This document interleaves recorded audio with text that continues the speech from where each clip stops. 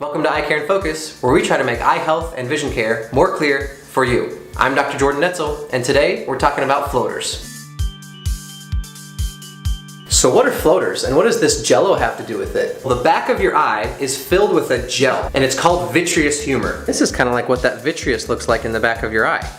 Well, that vitreous can get little wrinkles or air bubbles in it over time, and when the light shines in the front part of your eye and travels through that vitreous, if it hits a wrinkle or an air bubble, that will cast a shadow on the retina and then make your brain think that you're seeing something floating around out there. So let's do a little demonstration using a flashlight to simulate sunlight, and then the wall is going to be your retina. So when the light shines through the eyes and there are no wrinkles or air bubbles in the way, the retina receives a clear light with no shadows. But if there's a wrinkle in that gel, when the light goes through the eye, there will be a shadow when it hits the retina. Another thing that can cause floaters is trauma. If you get hit in the head and it jars that gel and shakes it around a little bit, you can imagine how that might make some wrinkles or air bubbles. A lot of people would describe it like seeing a gnat that they can never catch, or just seeing a kind of hazy spot or a blurry spot that they try to look at and it keeps moving no matter where they move their eye. So they can never look directly at it. Floaters can happen completely naturally, and most people probably see a floater at some point in their life. And they might notice that on a bright sunny day, they'll see that little spot on the background of the blue sky.